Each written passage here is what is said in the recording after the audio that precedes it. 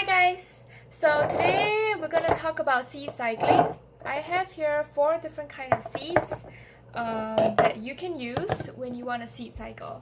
So what is seed cycling? So seed cycling is a concept where you take different kinds of seeds, like 2 different kinds of seeds for different times of your period. So what this does is the seeds have different nutrients that will help to boost your estrogen or your progesterone accordingly, and they also contain selenium, zinc, and magnesium that can help you get through all your PMS symptoms and all the other symptoms that you usually have when it comes to having your period. Okay, so I just want to say that when you have these seeds, you need to grind them. So this is why I have like a NutriBullet here.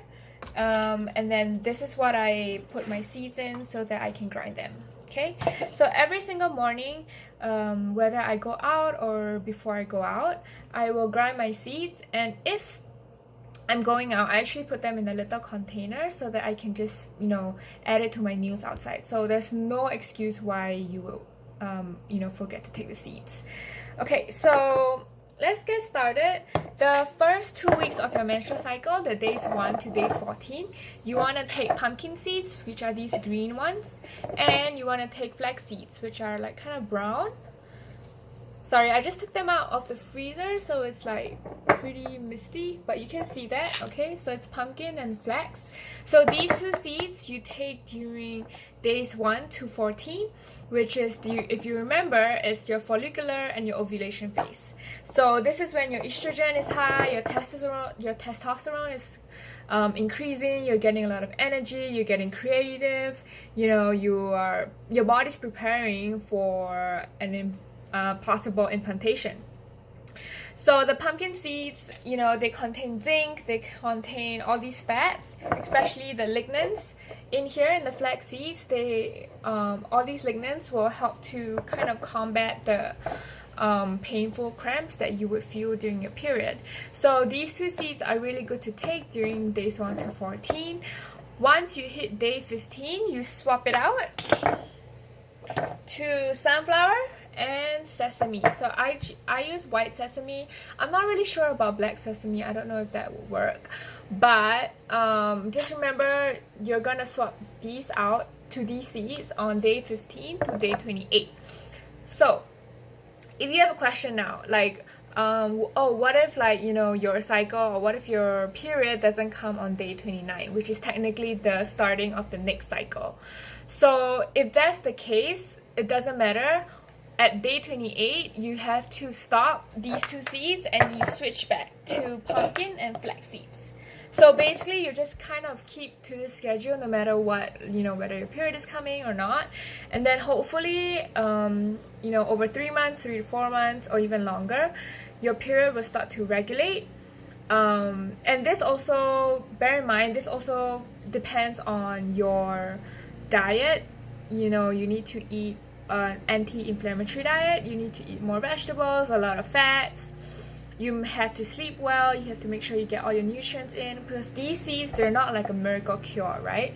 They are just supplementing you, they're helping your hormones kind of move from like excessive to kind of a lower range, or if you're low on progesterone, you can kind of like get that boost to go up.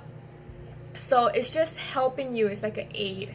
So for any supplement, for any vitamins and stuff, you always want to make sure your diet first off is good, and then you kind of supplement it. Okay, so this is basically it. Okay, so like today I'm going to grind.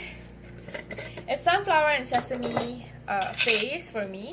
So I just take 1 tablespoon, kind of just even it out. Okay, sunflower. And the reason why I put all these seeds into my freezer is because they last longer. And what you can do is you can do every 2 days. I usually don't go more than 2 days, because once you grind them, the fats get released from the seeds and they can oxidize, so when you grind these seeds, you just put them in the fridge so that it'll be fresher. And then all these seeds, I usually keep them in the freezer, so it's gonna be fresh. Okay, so this is white sesame, 1 tablespoon. to go. And if you don't have a NutriBullet, it's fine. I feel you can use a blender, you can use like a Vitamix, like whatever you have to just grind it. Okay, you can see here. So make sure it's screwed on tight. I'm just gonna do it for a few seconds.